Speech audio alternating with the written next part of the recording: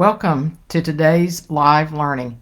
How do I listen to and be informed by the universe? I'm Peggy O'Neill and I am your host today.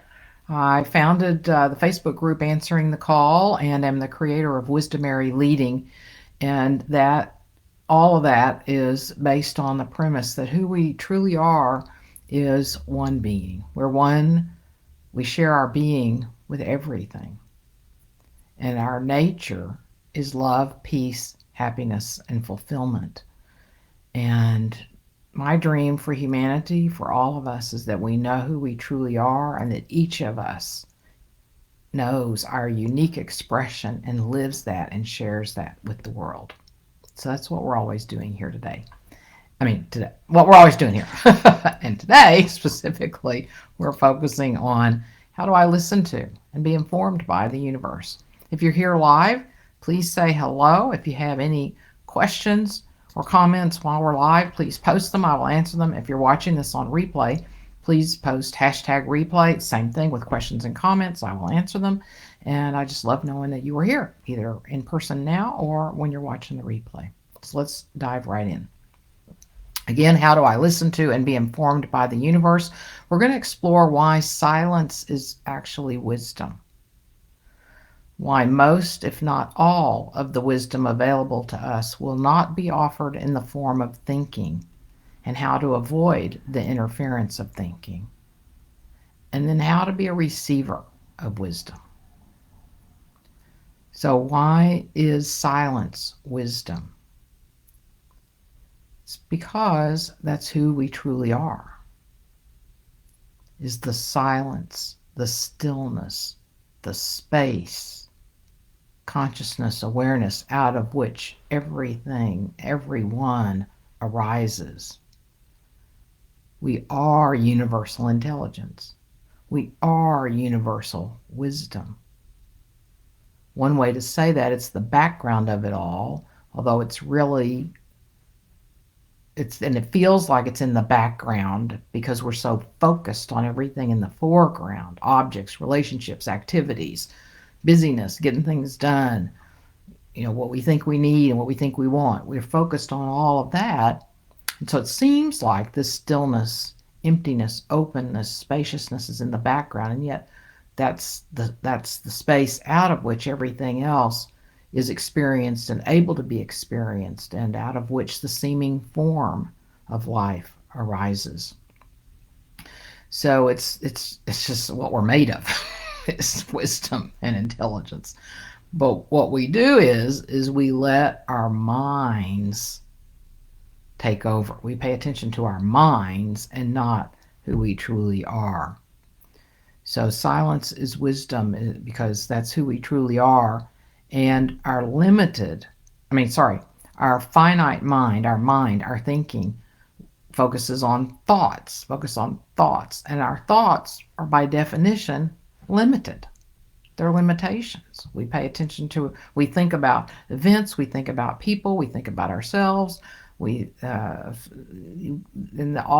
Just pay attention to almost any of your thoughts. They're limited. Even those that seem expansive but that we're trying to create with our mind are limited because they're limited by what our mind knows, and our mind only knows limitation.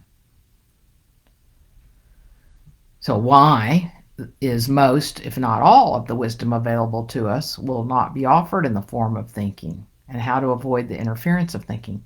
So our thoughts, again, are finite. By definition, they're finite. They come out of this perceived limitation that we believe that we are. So anything that feels like a thought, so it's a discerning that occurs over time although I'm sure you've had plenty of experiences where some wisdom came to you. Just at the time, you might not have had this distinction. So we've all had the experience of some wisdom coming to us. But we can notice now, as we're paying attention in this context, we'll notice the difference. Our thinking is going to feel more solid, defined, real. Just pay attention to our thinking. And wisdom is going to come in a more nuanced way usually. It might like feel like an idea, but it'll be creative, kind of out of the blue. It'll be softer. It'll be lighter. It'll be might not even make any sense. As I said a couple of weeks ago, don't throw it out. Write it down. Don't throw it away. Write it down. Something like that. Um, so uh, so so that so so that's why it's not going to be offered in the form of thinking. So how do we avoid the interference of thinking? Is that we pay less and less attention to our thoughts. So when we notice that we're focusing on our thoughts, which we will because we've been conditioned to do that, trained over and over and over again to pay attention to our thoughts. So what we do then is we'll just relax our attention from it.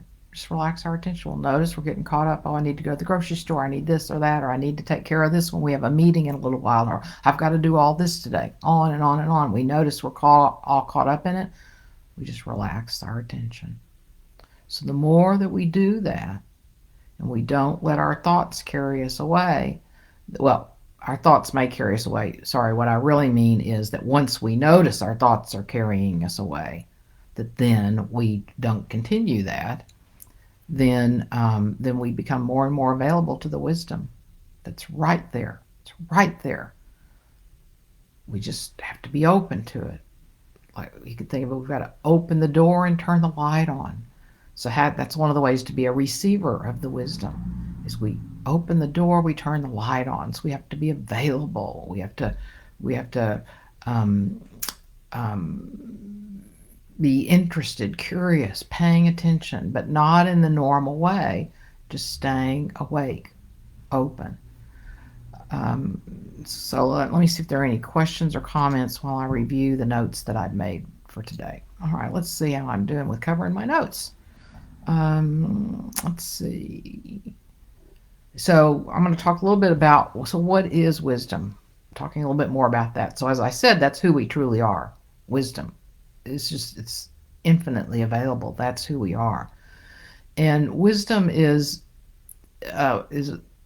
we can think about it as being open to the unknown. I mean, that as we're accessing wisdom, what we're doing is being open to the unknown, insights, knowing that's available to us now, but that our finite minds and thinking can't register, can't know.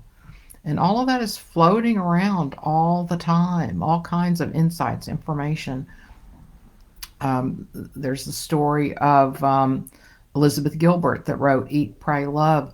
An idea just came to her one day out of the blue, and she didn't follow up with it. It was an idea for a book. It was a good idea. For whatever reason, she didn't follow up with it. A few years later, she was at a book conference, a book authors conference of some sort. She met another woman there who told about her recent book, and lo and behold, it was the same idea. Of course, totally expressed in a totally different way because it was a different person. But that's what's happening. The universe has all kinds of ideas, concepts, insights floating around. If we don't take it, it'll go to somebody else, which is fine, of course. But that's what she knew at the time. She knew this idea, it was time for this idea to come to fruition, to be expressed. And when she didn't take it and run with it, it went to somebody else that was ready. So that's what I mean. Open the door, turn on the light, be available. And that was fine with her. I mean, she had other things going. Maybe she had other ideas coming to her too. I don't know. So it doesn't mean we're wrong not to do it, but it's to emphasize the availability of it. I started to use the wrong word here. Just the infinite nature of it. That's the best word for this. Um, so what I'm about to say is paraphrased content from the book Stepping Out of Self-Deception. Sorry, Stepping Out of Self-Deception by Rodney Smith. But I was reading this earlier and thought, oh, this would be good to share today. When we rely on our mind, we believe more in our mind's ability to know what is best than the inherent goodness and wisdom that is consciousness, that is who we truly are. We are putting more faith in ourselves, the sense of separate self, than in awareness. And as long as we do so, we will not surrender to our personal we will not surrender our personal control to awareness. As long as we put more faith in this separate self than awareness, we will not surrender our personal control to awareness. And awareness has its own inherent intelligence that cannot be unleashed as long as we rely on the mind's intellect. So, very similar to the way we started today. Awareness has its own inherent intelligence that cannot be unleashed as long as we rely on the mind's intellect. And we can hand over control to the intellect. To the infinite. Sorry. We can hand control over to the infinite. Hand control over to the infinite. That's where the intelligence is. That's where the wisdom is. So we can be a receiver of wisdom. How do we be more of a receiver? Of course, open the door, turn on the light, and to think of being in service, not like something like I need to serve, or to think about our lives that we're all here. We're this one being. Of course, we're here to be in service, to serve others, to serve, not to serve others like they need serving. I don't mean that, but the kind of service that consciousness is expressing through us to share this expression, not to hold it in, not to hide ourselves. But we're obviously, just to me anyway, it makes total sense. Of course, we're here to share and share the love that we are, the happiness that we are, the joy, the peace, the freedom that we are with everybody. And so we want to be the receiver of it, and then to know, oh, this is not about me. This is me serving reality, inviting consciousness, God, if you will, to use us. And when we do so, we enter into an intuitive and comprehensive understanding of the whole situation.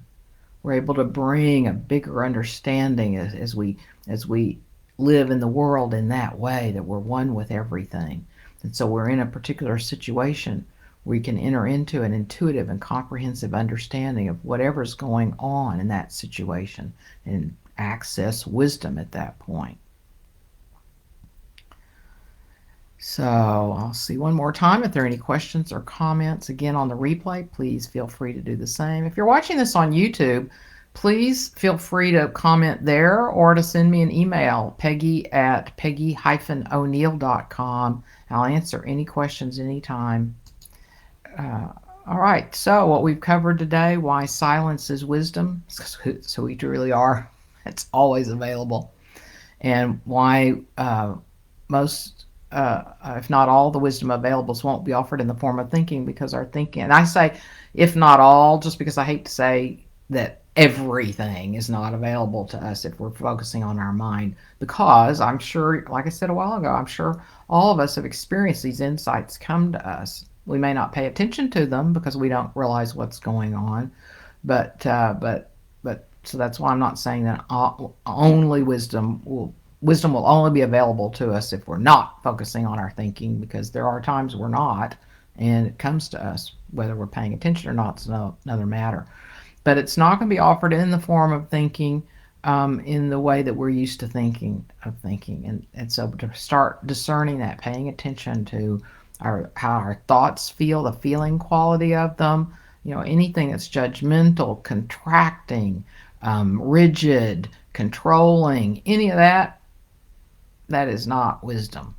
So, and then the way to avoid paying attention to thinking so we can open up to the wisdom is to, when we notice we're caught up in it, which we will because we're so conditioned in it, is to relax our attention from it and just keep doing that over and over and over.